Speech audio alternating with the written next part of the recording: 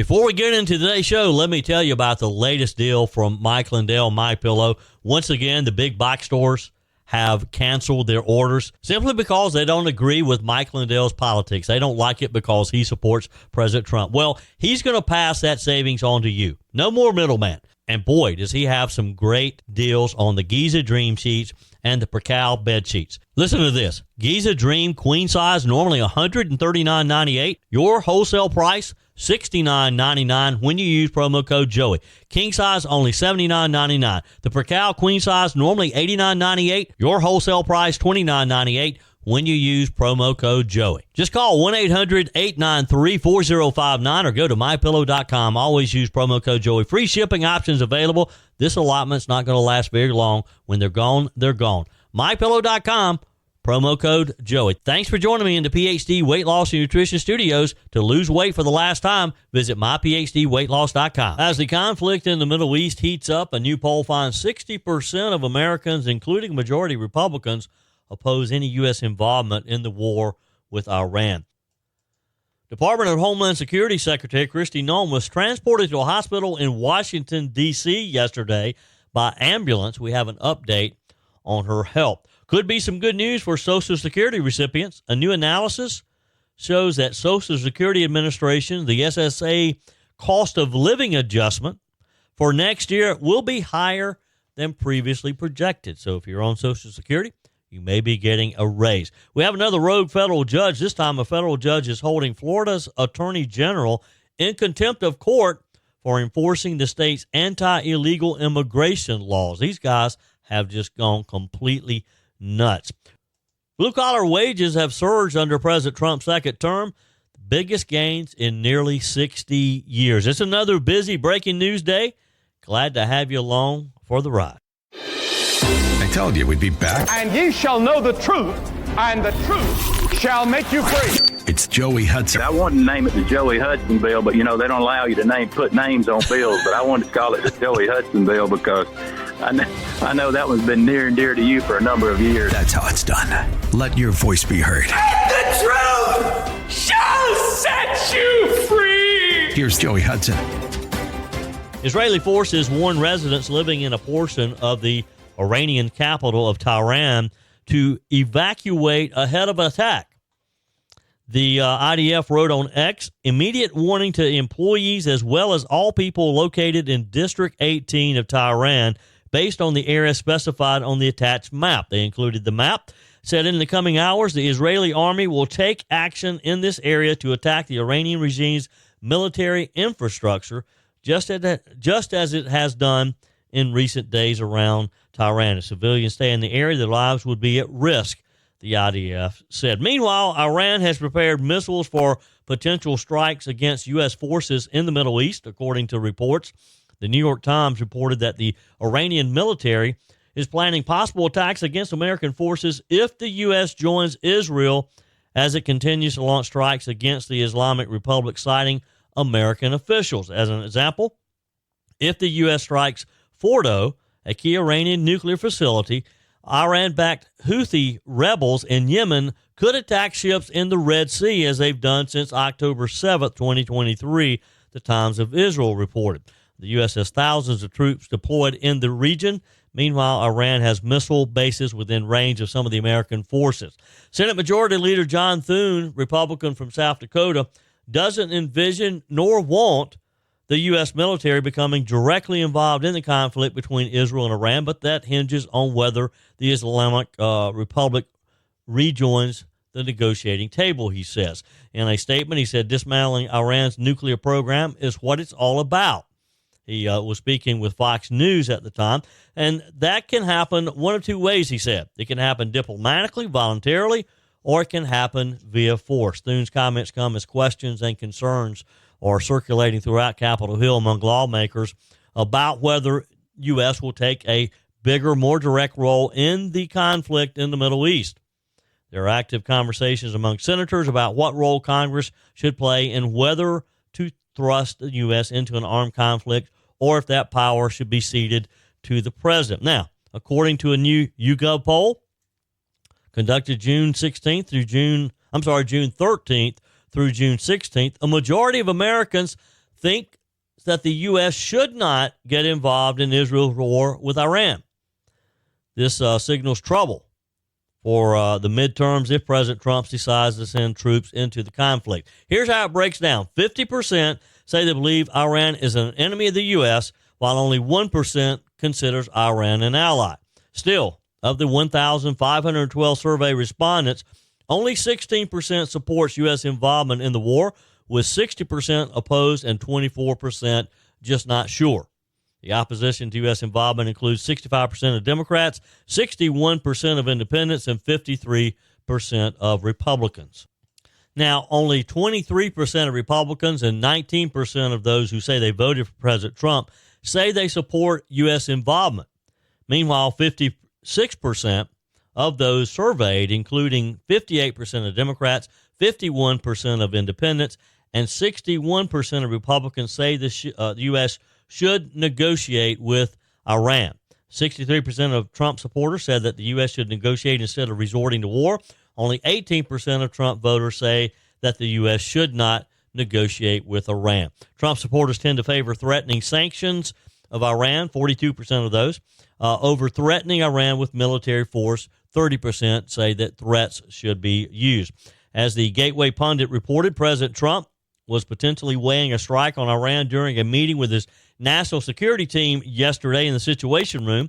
The meeting came after Trump threatened to take out Iran's supreme leader, the Ayatollah Khomeini. Now, have you seen the excerpt of an interview with Senator Ted Cruz that Tucker Carlson is using as a promotion? I guess the full interview will air later today. Wow. This gets very confrontational as Tucker started peppering Senator Ted Cruz with questions about Iran and his potential support of attacking Iran. Senator Cruz clearly doesn't know some of the information that Tucker Carlson is asking him. Let's take a listen. How many people live in Iran, by the way? I don't know the population. At all? No, I don't know the population. You don't know the population of the country you seek to topple? How many people live in Iran? 92 million. Okay. Yeah, How could you not know that? I don't sit around memorizing population tables. Well, it's kind of relevant because you're calling for the overthrow of the government. Why is it relevant whether it's, because, it's 90 million or 80 million or 100 million? Why is that relevant? Because if you don't know anything about the country... I didn't say I don't know anything about Okay, what's the ethnic mix of Iran? They are Persians and what predominantly Shia. Okay, it's not even... You don't know anything about Iran. So okay, I am not the Tucker Carlson expert on Iran. You're a senator who's calling for the overthrow of the government. You're the one who don't know anything about the country. No, you don't know anything about the country. You're the one who claims they're not trying to murder Donald Trump. You're the I'm one not saying that. Who can't figure out if it was a good idea to kill General Soleimani, and you said it was bad. You don't believe they're trying to murder Trump. Yes, I do. Because you're not calling for military strikes against them in retaliation. And if you really believe that... We're carrying out military strikes today. You said Israel was. Right, with our help. I said we. Israel is leading them, but we're supporting them. Well, you're breaking news here because the U.S. government last night denied, the National Security Council spokesman Alex Pfeiffer denied on behalf of Trump that we were acting on Israel's behalf in any offensive capacity. No, we're not bombing them. Israel's bombing them. You just said we were. We are supporting Israel. Israel. High stakes. You're a senator. If you're saying the United States government is at war with Iran right now, people are listening. Okay. Wow. I'm not sure that Ted Cruz knew what he was walking into with that interview. Let me ask you, is that fair? Are those fair questions that Tucker was asking Senator Cruz? Should Senator Cruz know what the population of Iran is? Should he have some of the information that Tucker was asking him if, in fact, he potentially could vote on whether or not the U.S. Gets more involved with the Iranian conflict with Israel? Text me, email me, joe@joeyhudson.com. You can also leave me a message on the MyPillow message line, 864-477-JOEY, 864-477-5639. Always use promo code Joey when you go to MyPillow.com or call 800-893-4059. You're going to get deals like any size Giza Dream bed sheets, Queens Kings, Split Kings, Cow Kings, any size, any color, for just $49.98 when you use promo code Joey. Order now because when they're gone, they're gone. Also, for a limited time, when your order is over $100, you receive $100 in free digital gift. So if you want to get the best night's sleep ever, in addition to those My Pillows, which you can get good deals on those too, go to mypillow.com or call 800-893-4059. Always use promo code Joey.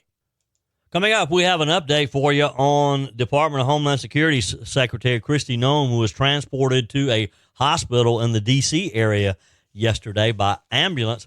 And good news for those of you who receive Social Security benefits. A analysis projects that Social Security cost of living adjustment next year will be much higher than anticipated. The Senior Citizens League released its estimated 2026 cost of living benefit increase, and I think you're going to like this, again, if you receive benefits from Social Security. Joey Hudson here. America is facing a health crisis, and the answer isn't more meds. I lost over 30 pounds on the PhD weight loss plan without Ozempic or any weight loss shots. Don't settle for a lifetime of medication. GLP-1 injections like Ozempic help some people lose weight, but they come with side effects, high cost, and most gain it back when they stop. At PhD Weight Loss, we reveal Big Pharma's big secret. Your body already makes GLP-1, the appetite-fighting hormone. Our program helps your body make it naturally so you'll drop the pounds faster. With the PhD method, no side effects, no long-term risk, no rebound weight gain, just natural, lasting results, all without hunger or cravings. Right now, get a free body scan and personalized metabolic assessment. Discover your body's true potential without a shot. It's free and gives you the keys to your personalized plan. Do like I did and don't trade your health for a quick fix. Call now at 864-644-1900. That's 864-644-1900 or visit myphdweightloss.com, myphdweightloss.com. By the way, before we move on from the situation in the Middle East, the Iranian state media said that the popular WhatsApp, which a lot of people use for texting on smartphones, that they're asking Iranians not to use it. In a statement, WhatsApp said it was concerned that these false reports will be an excuse for our services to be blocked at a time when people need them most. Iran yesterday urged the country's citizens to remove WhatsApp from their smartphones. I guess they are concerned that they could their whereabouts could be tracked or their communications would be monitored. The company added in their statement, "We do not track your precise location. We don't keep logs of who everyone is messaging with. We do not track the personal messages people are sending one another. We do not provide bulk information to any government." WhatsApp is owned by Meta Platforms, the parent company of Facebook and Instagram. Iran previously banned WhatsApp and Google Play in 2022 during mass protests against the government. The ban was lifted late last year, according to the Associated Press. Also, the U.S. Embassy in Jerusalem will be closed for the rest of the week. A security alert states, as a result of the current security situation and ongoing conflict between Israel and Iran, the U.S. Embassy has directed that all U.S. government employees and their family members continue to shelter in place near their residence until further notice. The closure includes the consular sections in Jerusalem and Tel Aviv. There'll be no passport or consular or report of birth abroad services either. They said, we have no announcement about assisting private U.S. citizens to depart at this time.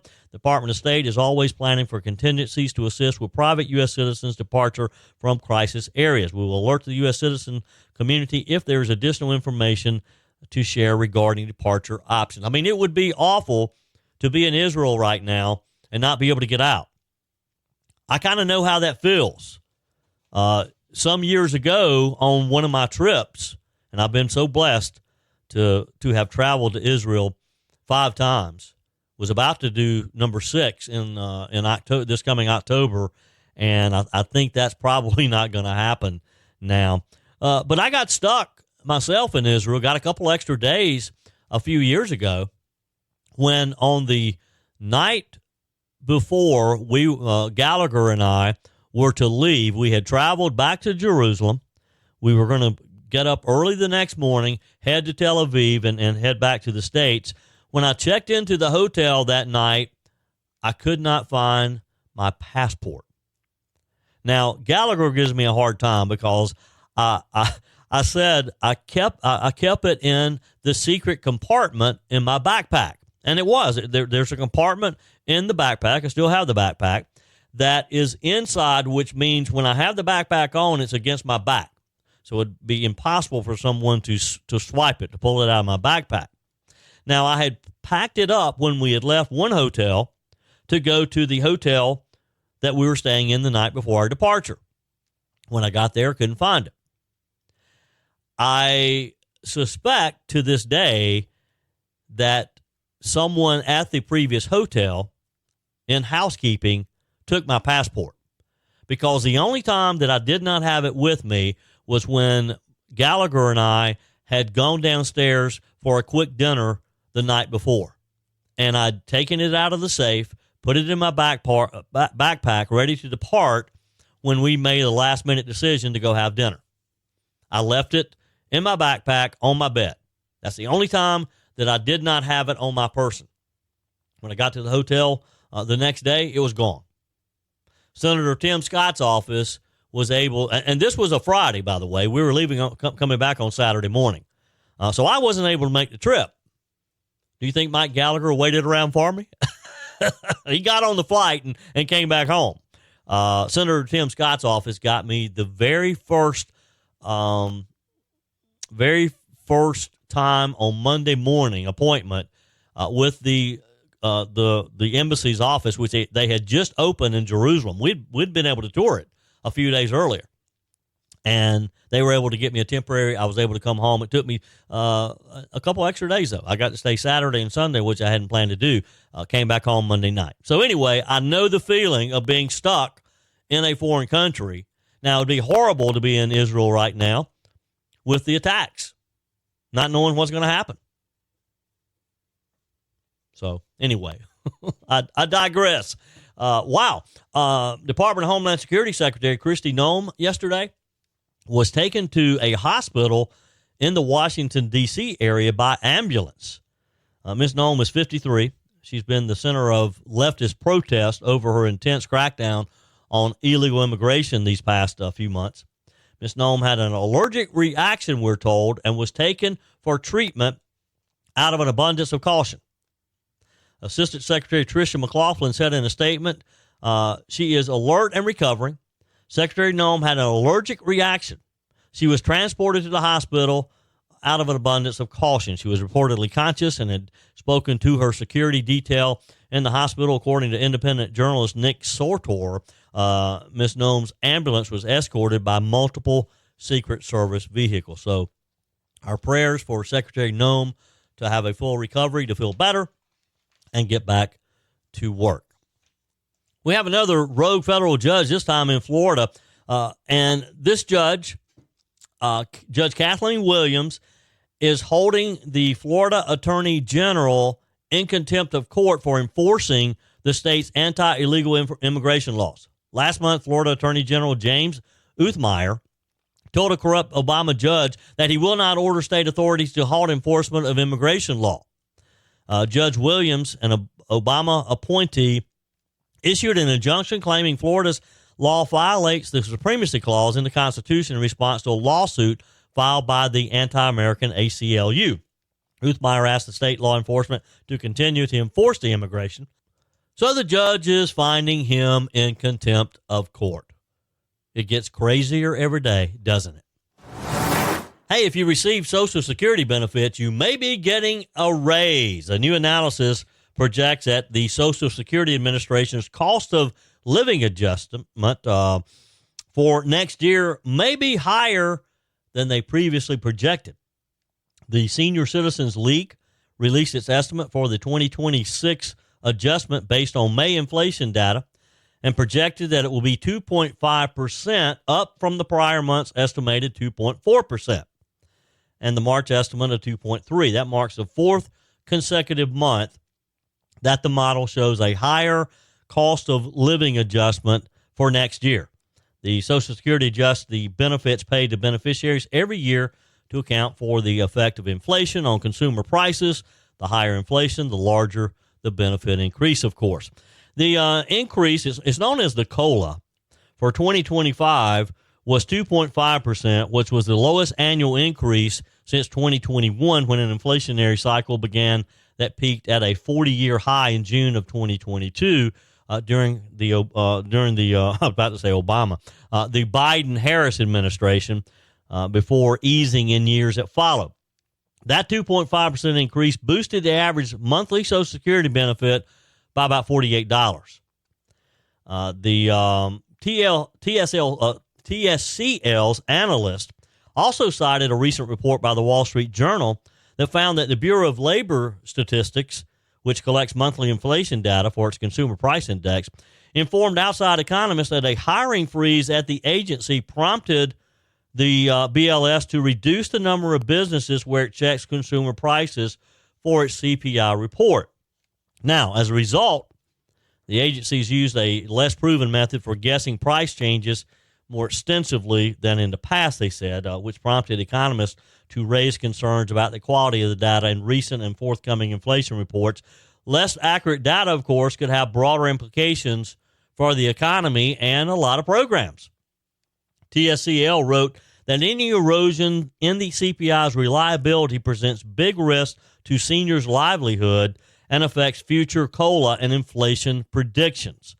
The TSCL executive director, Shannon Benton, said while streamlining the federal government is a good thing, it shouldn't involve cutting back on our ability to measure how our economy is changing. Seniors should be concerned as inflation continues to tick upward, Ms. Benton said, noting that TSCL's research shows a disconnect between official inflation data and the inflation seniors experience on a daily basis as they participate in the economy. And we see that. I mean, I can see that with my mother, with Nana Hudson, because some of these inflation numbers, they just don't jive with what reality is. The fact that when you go to the grocery store, it's a lot more than some of these, the 2.5% increase or whatever that is quite often handed out. Fuel prices, rent, mortgage interest rates. There's just so many components in there. Our cost of living compared to prior to Joe Biden and prior to COVID is just outrageous. And the bad part is, folks, and I hate to be bearer of bad news, it's not going to change. It's not going down. We're never going to see prices like we saw before Joe Biden because he allowed the inflation to overwhelm our economy, and those prices are never going to go back. By the way, President Trump said yesterday that, and this has nothing to do with Social Security, but that he's likely to extend a deadline for China-based ByteDance to divest U.S. assets of the short video app known as TikTok. The president said back in early May, that he would extend the June 19th deadline after the app helped him with young voters in the 2024 election. His comments to reporters on Air Force One yesterday reiterated that sentiment. Trump said, when asked about extending the deadline, probably have to get China approval, but I think we'll get it. I think President Xi will ultimately approve it. President Trump has already twice granted a reprieve from the enforcement of a congressionally mandated ban on TikTok that was initially due to take effect back in late January, soon after he was inaugurated. The law required TikTok to stop operating by January 19th, the day before his inauguration, unless ByteDance had completed a divestiture of the app's U.S. assets. President Trump began his second term as president on January 20th and opted not to enforce it. He first extended the deadline to early April and then again last month to June 19th, which, of course, is just a couple tomorrow. Today's the 18th. A deal had been in the works this spring, we're told, that would spin off TikTok's U.S. operations into a new firm based in the U.S. and majority owned and operated by U.S. investors, but it was put on hold after China indicated it would not approve it following Trump's announcement of steep tariffs on Chinese goods. Democrat senators argue that President Trump has no legal authority to extend the deadline and suggest that the deal that had been under consideration would not meet legal requirements. So we shall see. Do you care if we have TikTok or not? A lot of people use it. A lot of people love TikTok. It's kind of like YouTube's shorts and reels on Facebook and Instagram. People get addicted to just watching these short videos over and over and over. They'll sit there for hours. And I have to say, it's kind of intriguing. I had not had a TikTok account until recently, actually, when all the fuss was created back probably last fall during the election. I created a TikTok account just so I could see what it was all about. And it's intriguing how people use TikTok. We'll see what happens there. On the text line, texter, good day, Joey. Question. I was having a civil debate with someone on Facebook, and he brought up the 1 foot law. You know, it says something like if an immigrant gets 1 foot on American soil, they can legally request asylum here and remain in the U.S. until they have a hearing. With millions here, that hearing could take quite a long time. Question, what do you think about this statement? And 2, what is a good rebuttal to this? Thanks, Joey. God bless. Dom in Illinois. Thank you, Dom. Good to hear from you. Haven't heard from you in a while. Well, yeah, the 1 foot law is not actually a law, but it is something that has been used, that has been recognized as sort of a common practice for a while. Now, President Trump and the Trump administration has a very hostile view toward the so-called 1 foot law. And Trump's immigration agencies, particularly Homeland Security and ICE, they have really taken a hard-nosed stance and reduced the use of discretion in allowing people to adjust their status. In other words, in the past, if you had certain criteria, maybe you had you were here illegally or you'd overstayed your visa, but you had other family members here legally, then you could quite often, due to the 1 foot law, you could get some leniency, some flexibility. The Trump administration has really, though, they've implemented more of a strict public charge rule that has disqualified many applicants from adjusting their status, particularly if they have had other criminal activity. And those prior arrests, prior criminal activity, pretty much get you a fast and furious one-way ticket back home.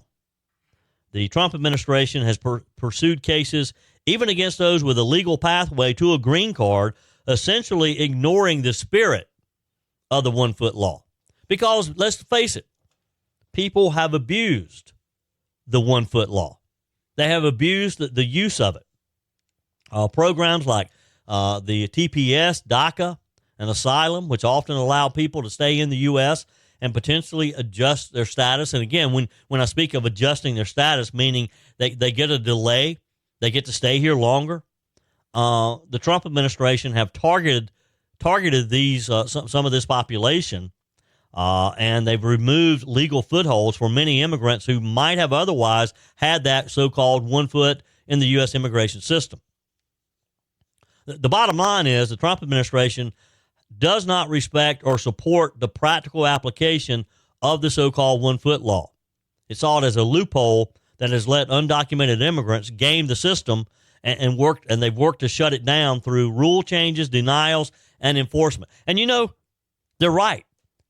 It has been used as a loophole, and it shouldn't be allowed. I mean, if you come into our country illegally, and just because you have that 1 foot on American soil doesn't mean that you can break our law and get to stay here just because you got into the country to begin with. Does that make sense? Appreciate the question, Dom. And hey, I'd love to get your feedback. What do you think about the so-called 1 foot rule? Text me. Email me, joe@joeyhudson.com. Your comments are welcome on the Furman Ford text line, 864-477-JOEY. That's 864-477-5639. Emails always welcome, joey@joeyhudson.com. Speaking of the Furman Ford text line, you know, it's never been more important to support locally run businesses owned by people who actually live here in the upstate. Let me take a minute to talk with you about our friends at Furman Ford. If you're looking for a new vehicle, maybe a great pre-owned vehicle, one you can trust, or maybe you're looking to order that special vehicle. Either way, if you want a new one, a brand new one, or a pre-owned that you can trust, the folks at Furman Ford, they're there to help you. Their name is on the sign because their name is on the line, because every single transaction is important to them. Jim Furman, Matthew Furman. They do business the right way. When you stop by, when you give them a call, or maybe when you just send them a quick email, you're always going to have access to a member of the Furman Ford family. And by the way, they also offer great service, and you're not going to have to wait weeks and weeks to get it done. And you do not have had to purchase your vehicle at Furman Ford. Doesn't even have to be a Ford. They service all makes and models. Visit my friends at Furman Ford online at furmanford.com, furmanford.com. Wow, it's quite amazing as we're getting new data on blue-collar wages as they have surged under President Trump's second term. It's the biggest gain in nearly 60 years. Blue-collar Americans, the backbone of our nation's workforce, are finally seeing their paychecks rise again. In the first 5 months of President Trump's second term, real wages for hourly non-supervisory workers have grown an impressive 1.7%, according to new data released by the U.S. Department of Treasury. This figure marks the strongest early-term wage growth, again, for blue-collar workers under any president in nearly 6 decades. And it stands in stark contrast to the stagnant or negative growth seen under previous administrations, particularly Joe Biden and Kamala Harris. Treasury Secretary Scott Bessent called it a historic trend on the latest episode of Pod Force One with columnist Miranda Devine. And you've got some other good news, haven't you, about blue-collar wage growth? Blue-collar wage growth, the only other time it's been this high, wait for it, was during President Trump's first term. So we've seen real wages for hourly workers, non-supervisory workers, rise almost 2% in the first 5 months. Why is that? No president has done that before. And why is that? It's the president's emphasis on manufacturing. Mm-hmm. I think there's also likely a component of whether it's 12 or 20 million illegal aliens coming out of the workforce. Mm-hmm. And Joe Biden opened the border and it was flooded. And that for working Americans, that's a disaster because it's pressure on their wages. Now, let's have a little context here. Under Joe Biden, blue-collar workers, and he supposedly was the blue-collar president, remember? But blue-collar workers actually saw their real wages decline by 1.7% during the same time frame as his presidency, as runaway inflation devoured nominal pay raises. By comparison, President Trump's current term has seen wages not only keep pace with inflation, but outpace inflation.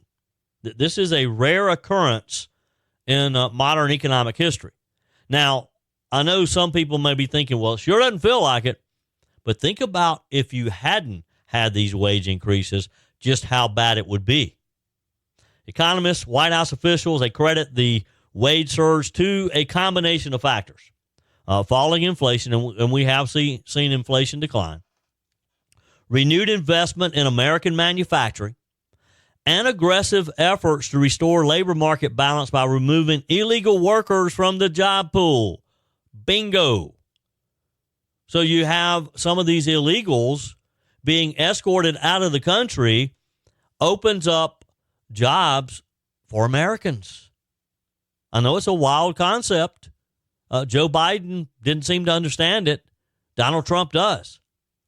Secretary Bessent did not mince words about one of the administration's driving philosophies. He said Biden opened the border and it was flooded. And for working Americans, that's a disaster because it's pressure on their wages. And he's right.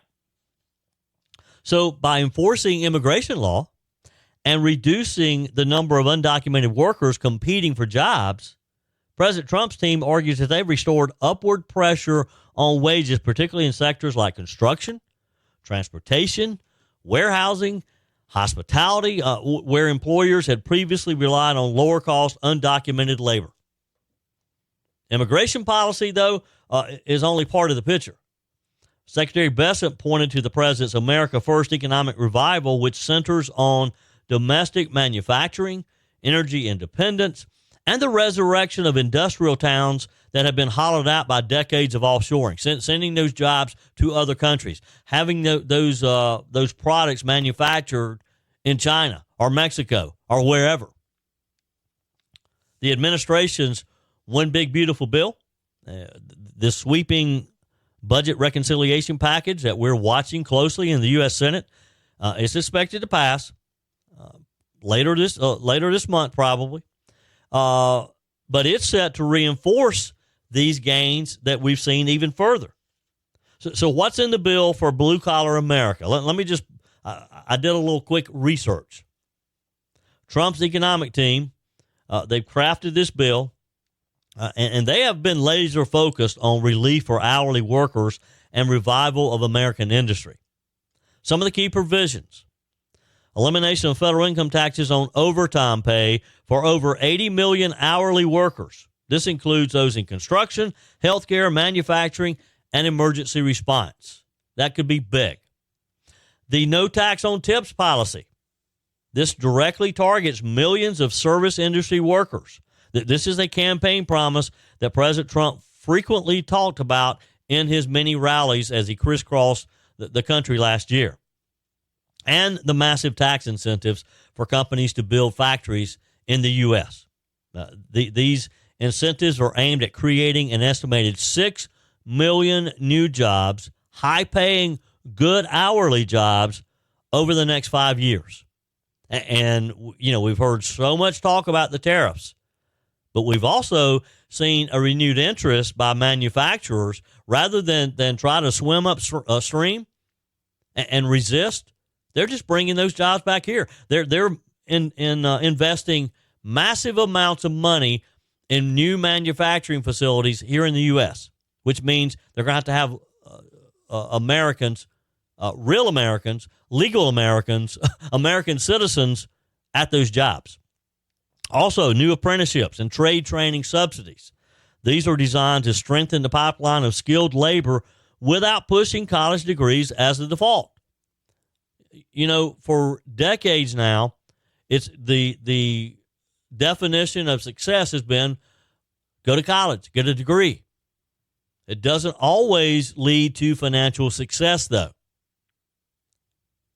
So rather than just automatically pushing kids to go to college to get a 4-year degree, we send them to a trade school. We encourage them to go to a trade school where they can learn to be plumbers, electricians, very good paying jobs. So you put all this together, and the policies represent a pretty major pivot towards what Trump advisors are calling a wage-first recovery, a reversal of decade-long trends where productivity gains and corporate profits outpaced worker compensation. They built these businesses on the backs of blue-collar workers. Secretary Bessent said wages are finally moving in the right direction. This administration is proving that when you put American workers first, the economy follows. And we're seeing that, right? Now, this is a stark contrast to Joe Biden and Kamala Harris. If you look at a historical wage data chart, you see Joe Biden, 2021, minus 1.7%. Barack Obama, minus 0.3%. George W. Bush, even, minus 0.6%. This is historic. But Donald Trump said he could do this.